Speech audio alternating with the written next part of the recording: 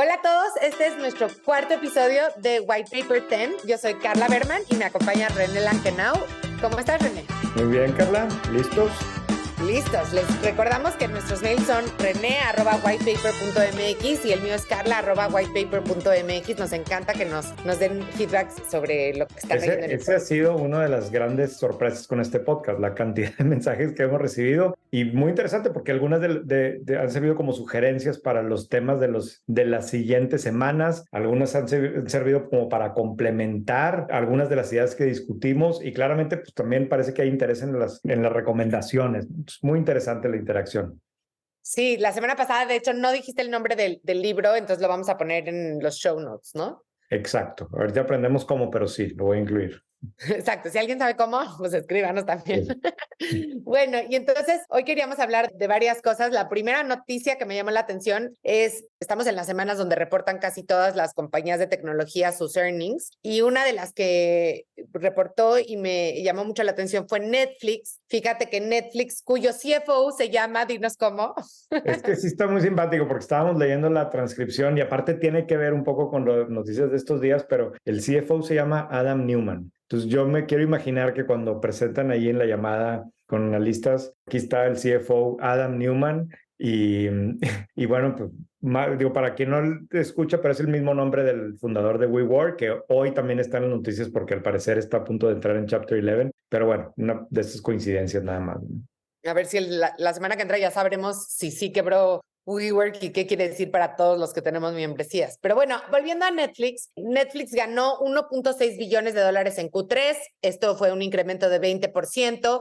Adquirió 9 millones nuevos de suscriptores. Y lo interesante, porque me llamó mucho la atención la noticia, es porque Latinoamérica es la región que más está agregando suscriptores como porcentaje y que más crece como porcentaje del negocio. Está creciendo 9%, que pues, es un montonal contra lo que está creciendo el negocio completo. Y además, o sea, mucho de lo que habla el CEO y el CFO en la llamada con inversionistas, habla de lo importante que está haciendo su crecimiento internacional. Netflix, por ejemplo, el 50% de lo que produce, yo no sé si tú sabías, pero lo produce afuera de Estados Unidos. Sí. Y esto es bastante diferente al resto de los estudios, Sí. ¿no? O sea, por ejemplo, Warner Brothers, solo el 25% de lo que produce lo produce afuera de Estados Unidos. Fox, solamente como el 5%. O sea, sí es un outlier que dedica mucho dinero y mucho equipo y mucho esfuerzo en producir cosas afuera de Estados Unidos que tienen una appeal para audiencias globales, ¿no? Sí. Sí, es claramente la más global entre las plataformas de streaming con todo lo que eso implica. No solamente la más grande, sino que la que está más variada en cuanto a tema de contenido. A mí me sorprende mucho, digo, como tú sabes, yo tengo muchos hijos en la casa, entonces tenemos todas las diferentes plataformas de streaming y siempre peleamos. Pero la realidad es que quizás hay mejores series en HBO, no sé cómo se llama ahora, Max, de mayor calidad de lo que tú quieras, pero la variedad que hay en Netflix es gigantesca, o sea, y terminas al final encontrando, es más fácil que consigas algo allá, creo, que quizás en otras como Apple Plus, que también tiene muy buen, como que contenido de muy buena calidad, pero termina siendo muy poquito, y lo que acaba pasando con Netflix es que hay tanto de tantos países diferentes que pues sí le da, creo que una cierta ventaja competitiva, ¿no? Claro, y si son como yo y todos los noviembres se ponen a hacer su presupuesto y revisan los gastos de todo lo que gastaron en el año, si no lo hacen es algo muy divertido. No divertido, pero muy necesario. Y ves que de pronto tienes 6 membresías de plataformas de streaming y tienes ViX y tienes Netflix y tienes Disney Plus y tienes HBO Max y solo te quieres quedar con una. Yo creo que más del 50% de la gente va a decir que Netflix porque pues tiene el catálogo más extenso y sobre todo más diverso para diferentes personas en la familia, ¿no? Que es algo que anda muy bien. Claro, lo han hecho muy bien en ese sentido. A mí la otra cosa que me llamó mucho la atención del reporte, y de alguna forma no es nomás una situación en el caso de Netflix, se fue especialmente dramático en el tema de Meta, pero es el aumento en las utilidades. O sea, claramente todas estas empresas como que de alguna forma parece que se estaban preparando para no crecer en ingresos y para una situación mucho más difícil, y todas hicieron recortes y todas apretaron el cinturón en los gastos, y el resultado es que todas crecieron en ingresos de forma importante, y eso se fue directo al bottom line, y están tremendos las utilidades que están generando las empresas de tecnología, ¿no? Tremendos. Y digo, en el caso de Netflix, el mercado los benefició, subió la acción. En el caso de Meta, chistosamente no subió la acción, que de pronto ya dices, ya, ¿qué más quieren de mí? ¿No? Porque crecieron ingresos, redujeron gastos, pero bueno, a Como veces... triplicaron las utilidades, una cosa muy, muy impresionante. Sí, sí. Ojalá, digo, no sabemos, en otro capítulo hablaremos más de eso, pero ojalá y esos recortes que han hecho todos también estén teniendo este mismo tipo de efectos en las startups en México, particularmente en las grandes, que también han hecho todo este tipo de recortes y ojalá y que pronto veamos resultados muy fregones. Sí, Pero bueno, sí. ¿qué Uy, más? espérate, quiero decirles una última cosa en Netflix. La serie... Sí. Cuando un CEO habla en la llamada con inversionistas, nada es casualidad, ¿no? Todo está muy estudiado, qué es lo que va a decir.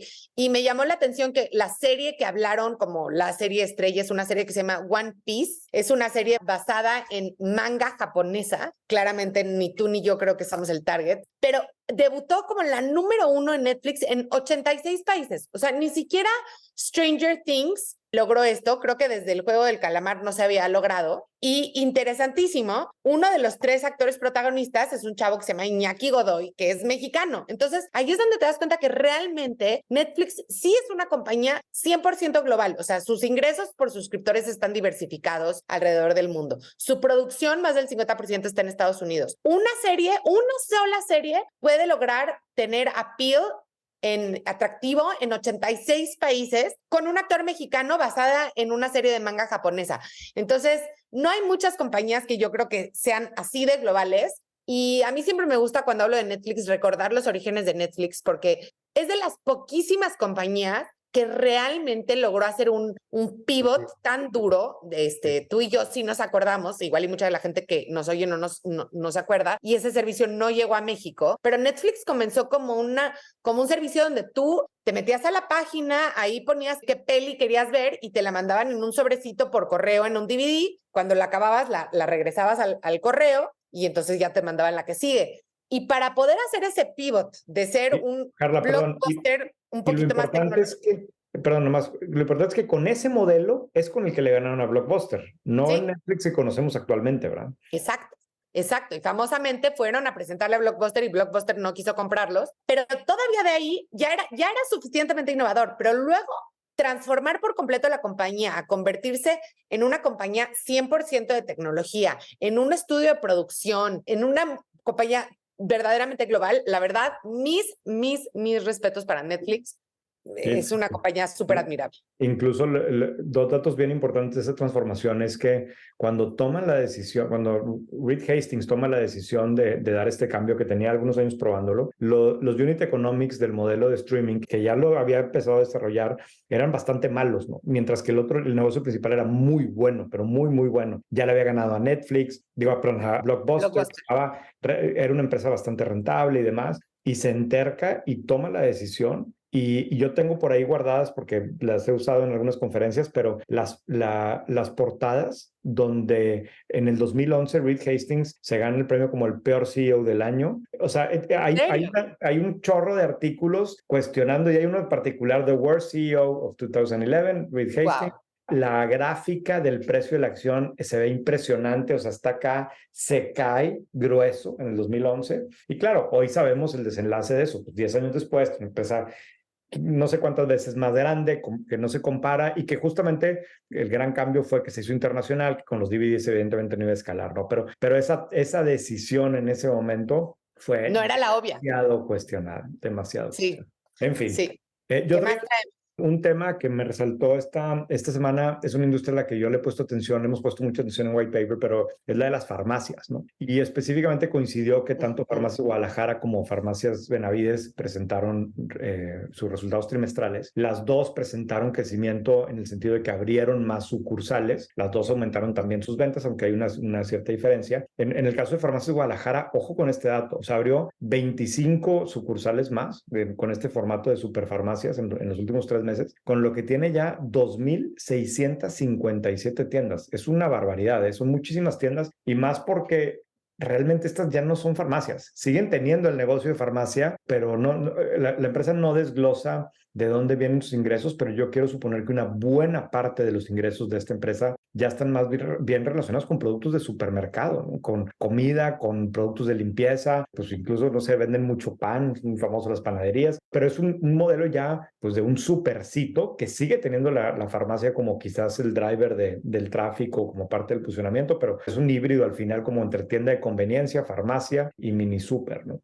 En el caso de Farmacias Benavides, suma 20 sucursales nuevas, ahora tienen 1,154, pero luego cuando las comparas en las ventas es donde pues, se ve impresionante, ¿no? Al final, Farmacias Guadalajara tiene un poquito más del doble de sucursales que Benavides, pero las ventas fueron de 27,000 millones de pesos, mientras que las de Benavides fueron de 4,000 millones de pesos, o sea, considerablemente más chico. Y aquí, pues tenemos el caso de Farmacias Benavides, una empresa con mucha tradición, con una marca súper bien posicionada, evidentemente quizás más fuerte en Monterrey, pero que tiene una muy buena presencia, una red muy valiosa y que sin embargo sigue relativamente estancada. Es una empresa que ha cambiado de manos varias veces, que hoy tiene el reto de que es parte de una multinacional gigantesca en donde por más que Benavides mejore, pues al final sus ventas es el 0,7 de las ventas de Walgreens, ¿no? Entonces, se pierde de alguna manera en un mundo muy, muy grande y pues ha estado Es un error de redondeo. Sí, claro. Y ha estado el rumor desde hace mucho tiempo, incluso en diciembre del año pasado, o sea, hace casi ya un año, una persona cercana me llamó, me dijo, oye, está a punto de venderse, ya lo van a anunciar. Siempre ha estado el rumor que se va a vender, simplemente no hay una noticia, pero ahí está, ¿no? Y es de esas marcas valiosas en México que tiene un real estate valioso, que yo creo que la gente la quiere y que tiene mucho potencial para seguir creciendo, ¿no? Y bueno, y en el otro extremo tienes a Farmacias Guadalajara que sí se ha convertido en un retailer bien importante en este país. Ojo, el negocio de las farmacias, incluso mañana vamos a publicar en White Paper un análisis de Oxxo, y lo que está interesante también es que el negocio de farmacias tiene los márgenes bien feos, ¿eh? O sea, el margen de operación. Pero la parte de medicinas. La parte de medicinas es bastante más apretada que lo que nos imaginábamos. Me metí a ver, comparar márgenes de los supermercados, de las tiendas de conveniencia, las departamentales, incluso algo de restaurantes, alceas y demás. Y sí te llama la atención que en el caso de los negocios de salud parece que tienen un margen muy bajo, ¿no? Entonces tampoco parece ser como que el negocio es súper atractivo, aunque por otro lado, todos somos clientes de las farmacias, ¿no? Y tienes. Hoy salió una nota en el Wall Street Journal no me acuerdo si era el Wall Street Journal, pero de Walmart, una inversión fuertísima, $9,000 millones que está haciendo en Estados Unidos para remodelar tiendas. Y uno de los principios de la remodelación es poner la farmacia en el centro, ¿no? Pero no sé en el centro, pero en darle No está un atrás rol, como estaba siempre. sí, darle un rol mucho más central a la farmacia, ¿no? Entonces, otra vez te habla de la importancia que tiene este modelo. Y bueno, pues ahí tenemos algunos de los jugadores más importantes en México, ¿no? Sí, a mí 2 datos que me llamaron mucho la atención. ¿Cuántas farmacias dijiste que hay de estas 2 cadenas? La farmacia Guadalajara, 2,657 y Farmacia Benavides, 1,154. Bueno, y fíjate, ahorita estaba buscando cuántos Starbucks hay en México y en México hay 763 Starbucks. O sea, hay sustancialmente más farmacias, tanto Benavides como Guadalajara, que Starbucks, que es algo que, por ejemplo, no pasa. No, y farmacias del ahorro y farmacias similares, y esas hay todavía muchas todavía más. nos faltan. En Estados Unidos hay 8,300 Walgreens y hay 7,559 Starbucks. O sea, más o menos ahí se van, ¿no? Entonces, o tenemos una hiperpenetración de farmacias en México o Starbucks tiene que abrir muchas más tiendas, ¿no? Una de dos. No, Pero sí es súper Starbucks, interesante. Y aparte, uno pensaría que el negocio de farmacias es un negocio, ahora sí que de los más antiguos que existe, pero curiosamente, no sé si te acuerdas que hace un par de semanas hablábamos de que en México las top 10 empresas no cambian, siempre son las mismas. Y en Estados Unidos, si tú revisas cuáles son las top 10 o top 20 empresas del Fortune 500 y cuáles son las nuevas, casi todas son las nuevas que uno esperaría, ¿no? Es Amazon, es Netflix, es Google, pero por ahí está colada CVS, ¿no? Que es una de las grandes cadenas de farmacias en Estados Unidos que ha ido comprando a cadenas más chicas y que se ha convertido, bueno, desde siempre fue supercito, farmacia, tienda de belleza, pero ahora también tienen todas estas clínicas con las minute clinics que les llaman para que puedas ir a una consulta con un doctor para padecimientos comunes, ¿no? Sí. Entonces, pues sí, como tiene aquí farmacias la verdad. similares y todo, sí, como todas las demás que tienen aquí su consultorio al lado, ¿no? Hay que echarle mucho ojo al tema de las farmacias y pues ojalá que, ¿tú qué crees? Si tuvieras que apostar, ¿que la van a comprar o no la van a comprar? ¿Y quién creerías que debería de comprar este activo? Pues hay un usual suspect que siempre pues, se vale para todo este tipo de cosas, que los que están ahí saben quién es, A mí, deja tú, a mí el otro comentario que me llama la atención es que no parece ser un modelo que se haya movido tanto online. O sea, como que hay millones de esfuerzos de farmacias online y de vender medicamentos en línea y demás, pero a mí me huele que estas categorías no han realmente despegado en comercio digital, a diferencia de prácticamente todas las demás. Claro. Sí. La verdad es que sigue siendo como un destination todavía ir a la farmacia, ¿no? Sí, en fin. Pero bueno, pues eso puede cambiar muy rápido. Muy bien. ¿Qué más? ¿Qué más traemos, Carla? La nota aquí ¿qué era? Del Wall Street Journal, ¿no? Bien interesante. Ay, déjame la abro aquí. Tenemos un estudio muy interesante que sacó McKinsey hace unos días y que yo, o sea, para mí fue así como, claro, ¿no? Pero donde dice que la mayoría de los CEOs creen que saben exacto lo que hace su CMO. Y cuando le preguntan a los CMOs, a los Chief Marketing Officers, oye, ¿tú crees que tu CEO sabe lo que tú haces? La mayoría creen que no tienen idea de lo que hace y hay CEO. muchísima diferencia. Sí, Sí. no es poquito. Hay como una simetría de percepción durísima de que el CEO cree que sabe perfecto lo que hace su director de marketing y el CMO está convencido que el CEO no entiende lo que significa ser un CMO. Y yo creo que el CMO, esto me trae a pensar que el CMO es uno de los roles primero más difíciles que tiene hoy en día un ejecutivo, pero sobre todo que más ha cambiado en los últimos 20 años. O sea, si tú piensas hace 20 años, el director de mercadotecnia de una empresa era un rol como muy glamoroso y que a lo mejor lo que tenía que hacer era contratar a las mejores agencias y ser súper creativo y tener esta como big idea y pensar cuál es el slogan y inventar el Just Do It de Nike y cosas así. Y si bien todo eso sigue estando bajo el paraguas del CMO, siento que es la chamba que más le han echado cosas a la canasta en los últimos años, porque ahora tiene que hacer todo eso, pero además tiene que hacer toda la estrategia digital, que muchas veces tiene que ver con creatividad, pero muchas más veces tiene que ver con eficiencia en adquisición, en bajar el costo de los anuncios, se vincula con áreas como servicio al cliente, como ventas, o sea, la transformación digital de la mayoría de las empresas, la puerta de entrada fue el CMO, que lo hicieron cambiar todos sus procesos a ser digitales. Entonces, es un rol bien retador, yo creo, bien difícil de ejecutar y que además sigue sin tener típicamente un asiento en la mesa de decisiones. O sea, en general no participa en el ExCo, ¿no? En el comité ejecutivo, porque es como, claro, es el de marketing, ¿no?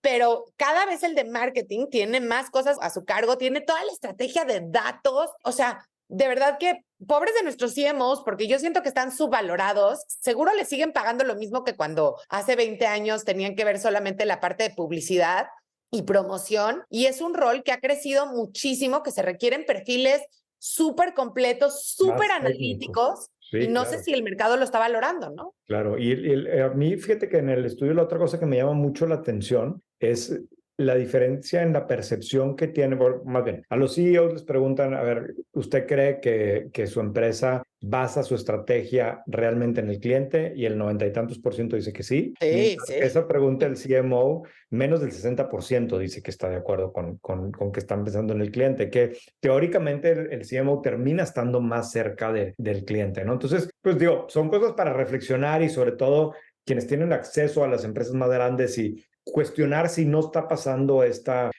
división o este hueco entre la percepción de unos y otros, porque pues al final, como bien señalas, el CMO tiene o debiera de tener una sensibilidad que es difícil que otras personas en la empresa lo tengan, ¿verdad?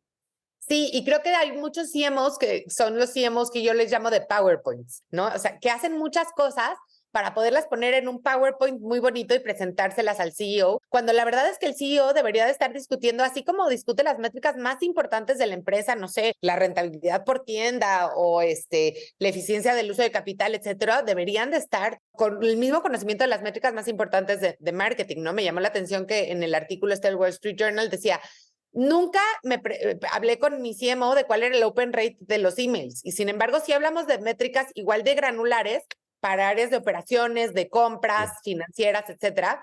Y pues sí, yo creo que ahora sí que es una súplica muy amable a todos los CEOs que nos están escuchando, pues platiquen más con su CMO, que lo inviten más, que lo escuchen más y que no nada más le pregunten que que si está patrocinando el Abierto Mexicano de Tenis este año, ¿no? Y que le la pasen Fórmula 1, ¿no? Ahorita amigos. Que todos querían boletos. Sí. Muy bien. El tema principal, el deep dive. Carla, ¿qué vamos a hablar ahora? Pues vamos a hablar de los Board of Directors y las juntas directivas y por qué son importantes o si siquiera son importantes o no y cómo estamos en México en este tema. Cómo están evolucionando. De alguna forma, importante otra vez que este fue uno de los temas que nos escribió también alguna persona de la audiencia. Ya lo traíamos ahí, pero otra vez sus sugerencias son bien importantes para nosotros, ¿no?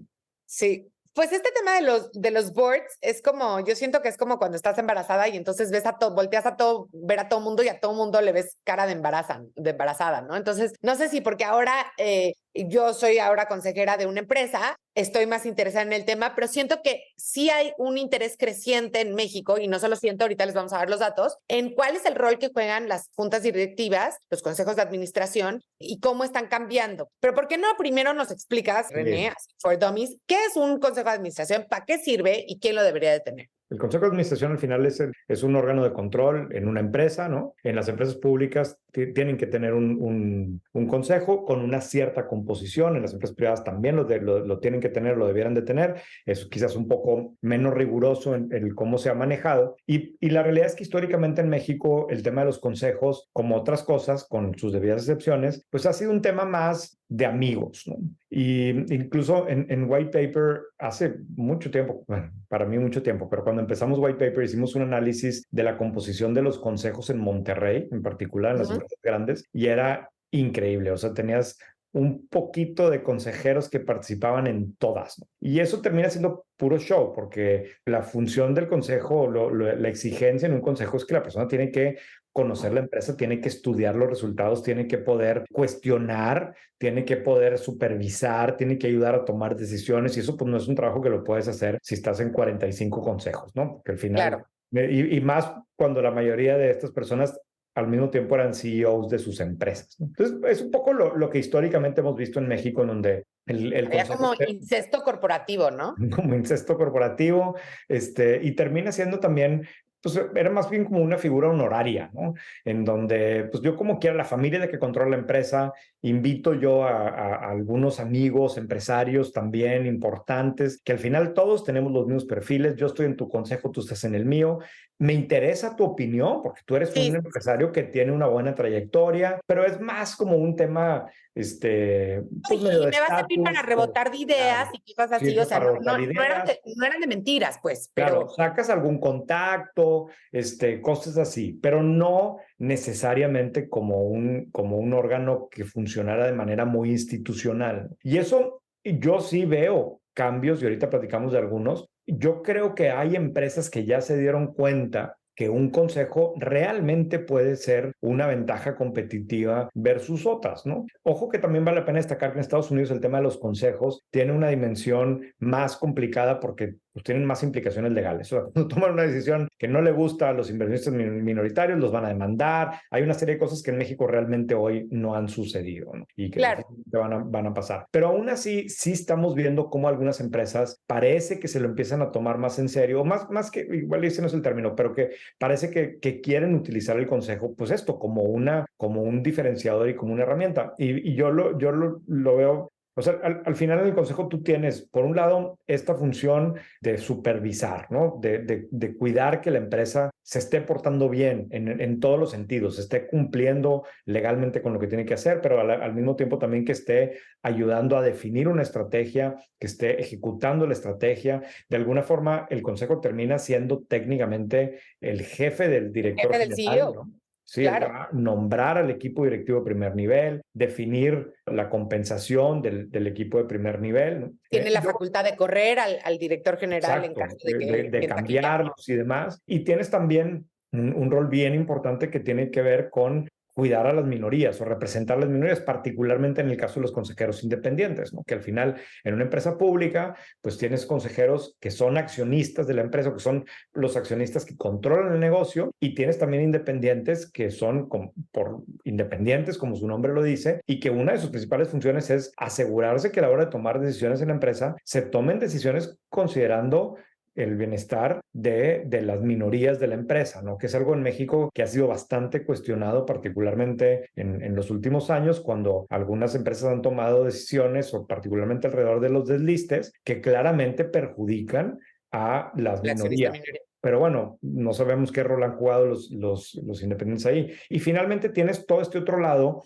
en donde no deja de ser para mí importante, pero el consejo termina teniendo también la capacidad, los consejeros, la capacidad de aportar un conocimiento que no necesariamente tiene la empresa, ¿no? Esto es, Claro. oye, quiero tener en el consejo gente que le entienda, no sé, a temas de ciberseguridad, porque soy un banco. Quiero que haya alguien que le entienda y que me pueda cuestionar al director y que pueda asegurarse que el banco tiene esa capacidad en su organigrama, cosas de ese tipo, en donde se vuelve bien interesante. Oye, voy a entrarle bien duro al tema de e-commerce. Pues asegúrate que haya alguien en el consejo que hable indicadores de e-commerce y que pueda compararte contra otros y demás, ¿no? Y por último, y otra vez no menos importante, está lo que el consejo dice de ti, porque quien está en tu consejo, como escogiste tu consejo, comunica para Sí, adentro y sí. para afuera. Sí, Sí, si sí. todos tus consejeros se apellidan igual porque todos son primos, pues eso habla de pues una empresa que a lo mejor no es tan friendly para los accionistas minoritarios que no son de la familia, por No, ejemplo. claro, o deja tú,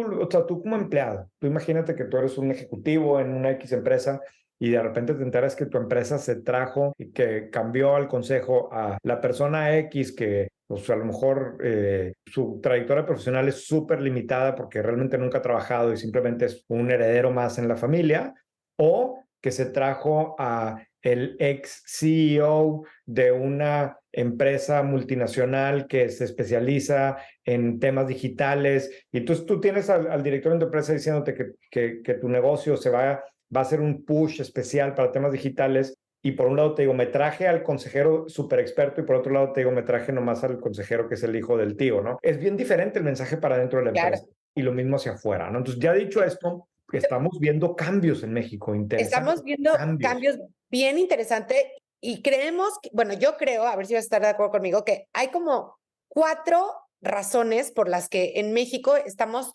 oyendo cada vez más de profesionalización de boards, profesionalización de consejeros, de más diversidad en los boards. Y las 4 razones que yo creo que son las que han fomentado este cambio es la primera es que hay cada vez más compañías grandes en México, estas grandes, súper respetadas, que están compitiendo no solo en el mercado mexicano, sino que mucho de su negocio, a veces la mayor parte de su negocio, vienen de afuera de México, ¿no? Un ejemplo que se me viene a la mente es Bimbo, que hoy Bimbo, más del 50% de sus ingresos ya vienen de países afuera de México. Entonces, Sí. pues están compitiendo en otras latitudes, hay más competencia evidentemente, y entonces necesitan profesionalizar más su board. La Sí. segunda, Perdón, Carla, déjame te interrumpo aquí para complementarlo, pero sí, o sea, y esto lo ves, por ejemplo, Gruma está todavía peor. Gruma tiene mucho más de sus ingresos y de la utilidad y demás, toda la está generando en otros países, y no sé cómo está compuesto su consejo, habría que echarle un ojo, pero hasta donde yo recuerdo, no me acuerdo de haber visto ahí grandes empresarios americanos o demás que a lo mejor dice, oye, esto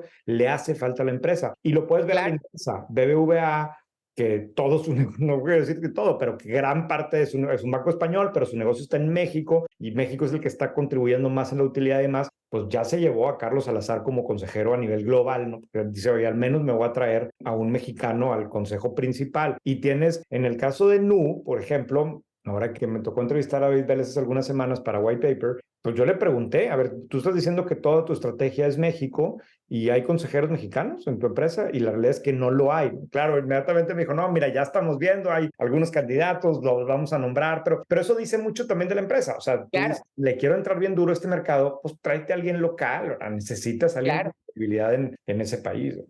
Claro, 100%. Y como tú dices, tu board es una foto que habla de tu empresa. De tu Pero estrategia. la segunda razón que habla, o sea, es que las empresas hoy en día tienen más competencia en todo el mundo que antes, ¿no? O sea, tienen competencia de las transnacionales, que a lo mejor es el sospechoso común, pero ahora además tienen competencia de todas las startups que están challengeando su negocio, ¿no? Entonces, por ahí leí una cita que decía, hoy en día se dice que la empresa promedio tiene el doble de competencia de lo que tenía hace 10 años. Y muy chistoso el autor porque decía, y pues no he encontrado la fuente de este dato, pero ahora sí que, como decimos en México, no tengo pruebas, pero tampoco tengo dudas. Y entonces, en un entorno competitivo más difícil, el rol de la junta directiva se vuelve más importante, ¿no? Sí, sí. El tercero, y que vuelve a lo que hablábamos el otro día, es que sí hay empresas, sobre todo en el mundo de las startups y de las scale-ups, que van a necesitar tener una salida a la bolsa y que quieren tenerla. Y entonces, cuando tú quieres salir a la bolsa, como tú nos decías al principio, no solo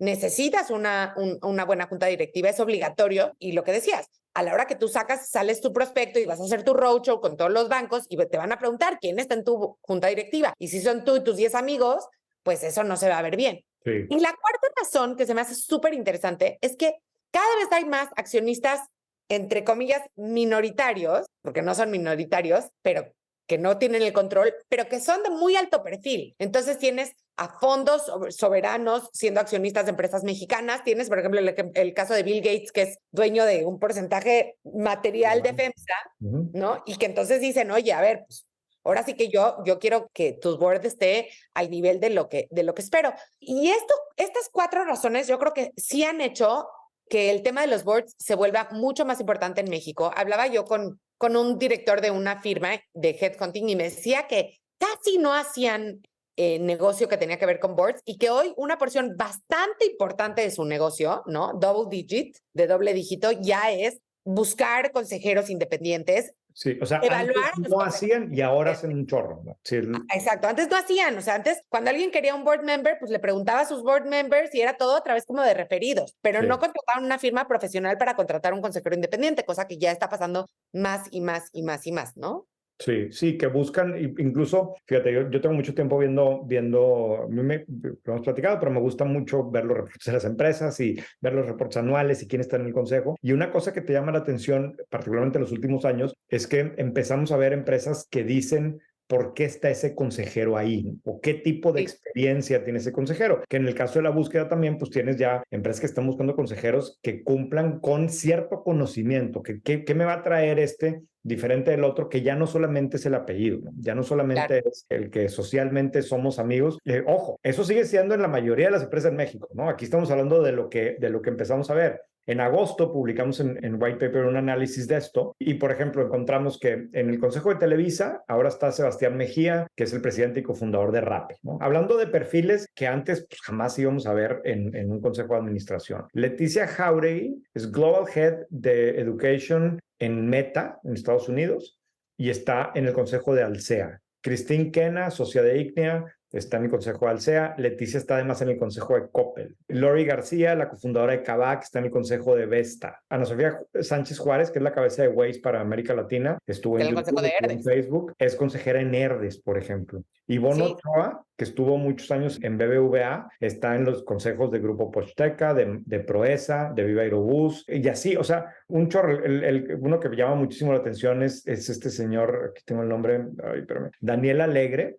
Sí, justo lo estaba viendo. Daniel Alegre es un caso súper interesante. Daniel Alegre es un mexicano que, hasta donde yo sé, nunca trabajó en México. O sea, toda su carrera profesional lo hizo en Estados Unidos, sobre todo fue Head of Partnership Globales de Google. Y después de eso se fue a ser CEO de Activision Blizzard y ahora está en el consejo de FEMSA, ¿no? Ajá. Dices, bueno, siempre trabajó en digital, no sabe nada de consumo masivo, no vivió en México, pero bueno, trae un conocimiento súper, súper valioso para boards como FEMSA.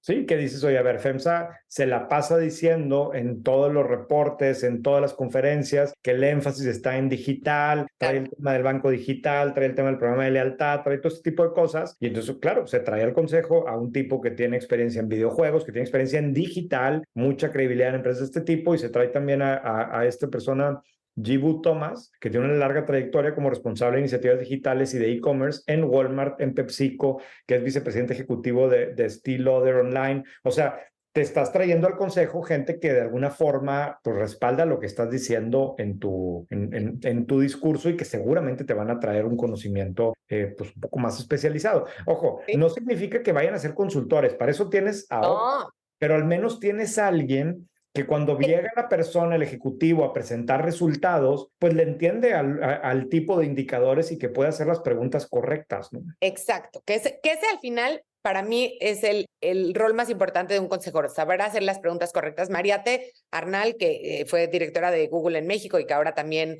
está haciendo un chorro de consejos, por ejemplo, un chorro de consejos, pues es lo que te dicen, ¿no? O sea, mi chamba es hacer las preguntas correctas para que todos nos pongamos a pensar si la estrategia es la correcta. Entonces, eso, pues cuando todos tienen ceguera de taller, pues no es tan fácil y eso sí es muy alentador. Y fíjate, este reporte que sacó Heidrick & Struggles, una de estas firmas de headhunting, súper interesante, decía que de 2022, todavía no sacan el de 2023, obviamente, pero el 67% de la gente que nombraron a un consejo de administración en México de las empresas públicas, que es de las que tenemos información, es gente que nunca había estado en un consejo. O sea, por un lado ves a las empresas tomando el riesgo de contratar a alguien que nunca había estado en un consejo, pero porque saben que necesitan algo diferente, ¿no? Uh-huh.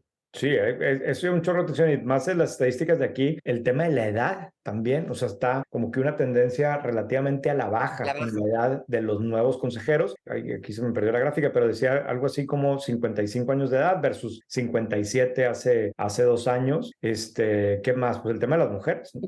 Mujeres que la verdad las mujeres aquí, yo he estado del camp de que nos quejamos muchísimo de que no hay suficientes mujeres en los consejos. Ya no me voy a quejar, les voy a decir por qué. Porque el año pasado el 37% de los nuevos nombramientos de consejeros fueron mujeres. Entonces, claro, cuando ves el número global, sigue siendo solo el 7% de los consejeros en México son mujeres. Pero bueno, ni modo que matemos a todos los que ya están porque queremos paridad. O sea, si cada año nombramos 37% de mujeres de las nuevas, eso ayuda muchísimo porque además creo que hay una estadística como que el 60% de los boards cada año nombran por lo menos un consejero nuevo. Entonces, eso quiere decir que con relativo prontitud sí va a cambiar este tema sin tener que matar a los consejeros existentes, ¿no? Sí, claro. Yo creo que a mí me gusta este tema. Yo creo que va a cambiar. Yo creo que hay empresas que están más conscientes de la ventaja que esto tiene. Yo creo que va a haber también un poco más de presión. O sea, al final hoy es más fácil, es más transparente todo, es más fácil ver quiénes están controlando las empresas. En el caso de las empresas que son públicas, pues obviamente los que tienen algún tipo de acción que quieran presionar, pero también en los casos en donde dice, yo no estoy de acuerdo con esta empresa, hay algún issue, lo que sea, yo creo que hay un tema más medio de accountability, que quizás hoy no es todavía desde el punto de vista legal como pasa en Estados Unidos, pero que va a hacer que este tipo de roles sean tomados más en serio. Yo creo que incluso el hecho pues un poco como de peer pressure, ¿no? De ver, oye, si estas empresas están avanzando por acá, pues yo no me puedo quedar detrás y tengo que hacer algo. Hace poco me tocó estar con profesores del IPADE y, por ejemplo, hablaban de lo popular que se ha vuelto el programa que tienen de consejeros en acción, el TEC también tiene, o sea, este tipo de cosas están haciendo que más gente quiera ser consejera y se prepare para ser consejeros y que las empresas estén más conscientes. Yo creo que venimos de muy atrás, de estar esto de incesto corporativo, de crony capitalism a todo lo que da, y en transición hacia órganos de control más serios y que más le puedan aportar a la empresa y por lo tanto que al final del día tengamos empresas más fregonas, ¿no? Que es de lo que se trata. Y que también no te tengas que esperar a ser una empresa pública que por requisito legal tiene que tener un board, sino que le valores y veas que sí vale mucho la pena hacer esto. Y pues sí, pues vamos a ver cómo se va a transformar los boards en los próximos años y vamos a ver si eso realmente hace que otros temas permeen hacia las empresas hacia abajo, ¿no? Buenísimo. ¿Qué me vas a recomendar, Carla, esta semana? Pues te voy a recomendar este libro que estoy leyendo, se llama The 100-Year Life, la vida de 100 años, viviendo y trabajando en la época de la longevidad. La autora es Linda Gratton y Andrew Scott, y es un libro que empecé a leer y me parece fascinante porque lo que dice es que antes todo el mundo conocíamos a alguien que tenía un abuelito que llegó a los 102 años, ¿no? Y eran como, pues, bichos raros, la verdad. Sí. Hoy en día, si vives en un país desarrollado y tienes menos de 20 años, tienes un 50% de probabilidad de llegar a los 100 años. Entonces, ya no va a ser una anomalía, sino muy por el contrario. Y hay que pensar cuáles son todas las implicaciones, buenas y malas, de que vayamos a vivir 100 años. O sea, tus hijos y mis hijos lo más seguro es que vayan a vivir 100 años, porque además viven en condiciones urbanas, con medicina preventiva, habiendo hecho ejercicio desde chicos, etcétera. Y tú y yo, pues en una de esas también, ¿no? Yo tengo una abuela de 96 años y entonces espero que haya heredado sus genes maravillosos, pero sí hay un montón de implicaciones. Primero, tenemos que ahorrar mucho más, ¿no? Y entonces te habla de cómo tienes que planear financieramente para una vida más larga. Como además tenemos menos hijos, tú y yo no sé qué pasó ahí, pero pues la gente que tiene menos hijos, pues tiene que pensar que a lo mejor no va a haber esta carta de mis hijos me van a ayudar, ¿no? Y la otra, esa es la parte como un poco más tristona, pero la otra parte es, ¿cómo pienso en mi carrera? Porque antes la carrera se pensaba como en 3 etapas, ¿no? O sea, estudio, luego trabajo, luego me retiro y luego me muero. Y pues ahora ya no es así con un horizonte de 100 años de vida. ¿Y qué son las cosas que deberías de estar pensando desde temprano en tu carrera, o por lo menos en la mitad de tu carrera, en tus 30, 40, para pensar, ok, si voy a tener que trabajar hasta los 80, ya sea por un tema económico, pero también por un tema de misión en la vida, de actividad. ¿cuáles son las habilidades que tengo que adquirir hoy para poder tener mejores prospectos de carrera cuando tenga 60, 70 y 80 años, ¿no? Buenísimo. Entonces me está gustando mucho, se lo recomiendo mucho. ¿Cómo se llamaba otra vez? Se llama The 100-Year Life, la vida de los 100 años, cómo vivir y, se me fue, cómo vivir y ser exitoso, no, vivir y trabajar en la era de la longevidad. Wow. Pues vamos a poner aquí en los show notes el link. Yo traigo esta semana mi podcast favorito de todo el mundo, sin lugar a dudas, es Revisionist History de Malcolm Gladwell. Y ¿más que White Paper 10? Es que White Paper 10 me cuesta a mí mucho escucharme a mí mismo, pero me gusta más grabarlo, eso sí. Okay. Pero el caso de Revisionist History, bueno, es un podcast espectacular. Y el episodio que pusieron esta semana o la semana pasada, no me acuerdo, Silicon Valley on the Couch, está súper entretenido, vale mucho la pena y aprendes cosas. Digo, básicamente, no puedo decir mucho porque si no se los arruino, pero básicamente es la pregunta de por qué Silicon Valley está en Silicon Valley, ¿no? O sea, y al final pues lo analiza la historia de Silicon Valley, que pues todo el mundo sabe está ligada a Fairchild Semiconductor, que se muda a Silicon Valley y desde ahí... Oye, no todo el mundo sabe, tú porque eres muy sabio, pero no todo el mundo bueno, sabe. a mí me encanta esa historia porque aparte ahí hay un personaje que es uno de mis ídolos personales, que es Bob Noyce. Bueno, la historia, sí, la short version es que Fairchild Semiconductor de William Shockley crea los transistores. La parte que yo no sabía es que esa empresa estaba en New Jersey y se muda a Silicon Valley.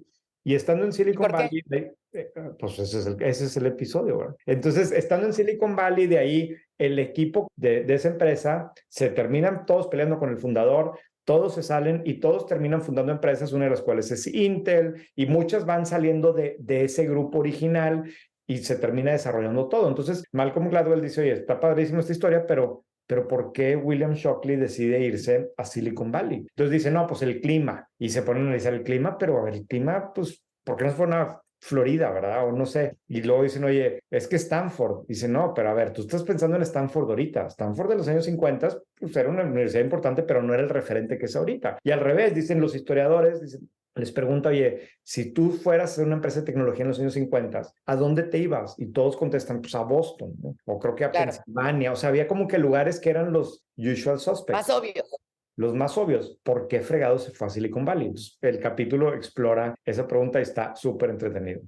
Qué maravilla. Pues ¿cómo se llama otra vez? Silicon Valley on the Couch de Revisionist History. Muy bien. Muy bien. Pues bueno, pues tenemos mucho que oír y leer. Sí, con esto terminamos. ¿Tu mail, Carla? Carla@whitepaper.mx. ¿Y? Yo, René@whitepaper.mx. Y por favor, quienes no tengan todavía su cuenta en Whitepaper, pueden hacer una cuenta de prueba, whitepaper.mx. Y listo. Nos vemos la siguiente semana. Nos vemos. Gracias.